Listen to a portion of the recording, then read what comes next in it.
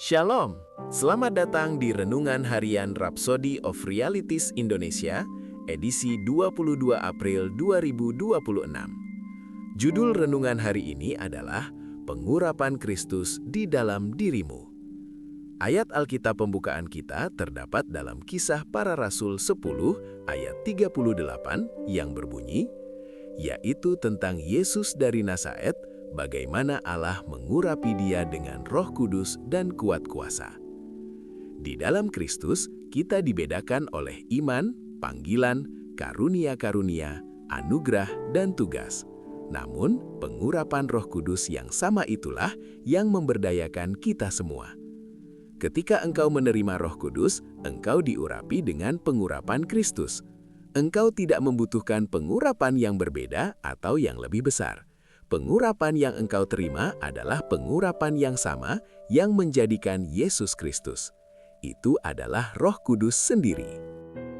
Kisah Para Rasul 10 ayat 38 mengungkapkan bahwa Tuhan Yesus diurapi dengan Roh Kudus dan dengan kuasa. Ungkapan ini tidak menyiratkan dua pengurapan yang terpisah. Dalam bahasa para nabi dan rasul, dua ungkapan dapat digunakan untuk menggambarkan realitas yang sama. Diurapi dengan Roh Kudus berarti diurapi dengan kuasa.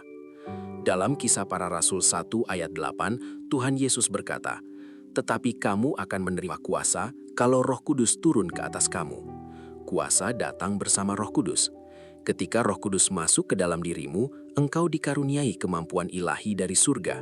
Engkau dikuduskan dan dipisahkan untuk Allah demi tujuannya. Melalui Roh Kudus, engkau sekarang memahami rahasia dan kenyataan kerajaan Allah. Engkau melihat dan memahami kehidupan di luar akal dan perspektif manusia, karena engkau memiliki hikmat Roh Kudus. Engkau diberi kuasa untuk melakukan pekerjaan Allah dan menjalani kehidupan supranatural. Roh yang sama mengajar, menguatkan, dan memperlengkapi engkau untuk berjalan dalam kemuliaan dan kebenaran Kristus, memenuhi panggilanmu di dalam Dia. Karena itu, setiap hari, berjalanlah dengan kesadaran akan kehadiran ilahi dan kemampuan Roh yang bekerja di dalam dirimu. Mari kita bersama-sama berdoa. Bapa terkasih, terima kasih karena Engkau telah mengurapi aku dengan Roh Kudus dan dengan kuasa. Aku berjalan dalam kesadaran akan kehadiran dan kuasa-Mu di dalam diriku. Aku diberdayakan untuk memenuhi panggilanku dan berfungsi dalam kepenuhan kasih karunia-Mu, membuahkan hasil yang membawa kemuliaan bagi-Mu. Dalam nama Yesus, amin.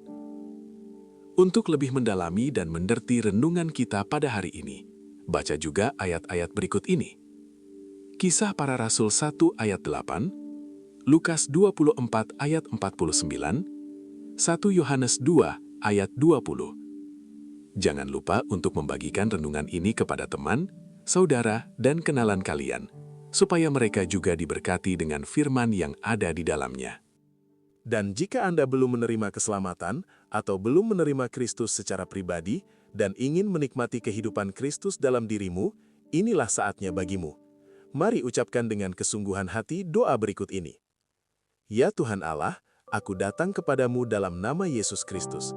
Firman-Mu mengatakan, barang siapa yang berseru kepada nama Tuhan akan diselamatkan. Kisah Para Rasul 2 ayat 21. Aku meminta Yesus masuk dalam hatiku, menjadi Tuhan bagi hidupku. Aku telah menerima hidup yang kekal dalam Roh-Ku.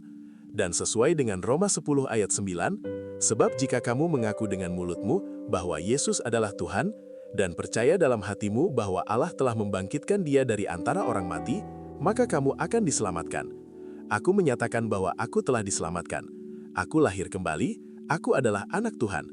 Sekarang aku memiliki Yesus yang tinggal dalamku, dan lebih besar Roh yang ada dalamku daripada yang ada dalam dunia. 1 Yohanes 4 ayat 4. Saat ini dengan sadar aku berjalan dalam kehidupan yang baru dalam Yesus Kristus. Haleluya! Selamat, kamu sekarang telah menjadi anak Tuhan. Akhirnya, sampai jumpa pada renungan harian berikutnya di kemudian hari. Tuhan Yesus memberkati. Amin.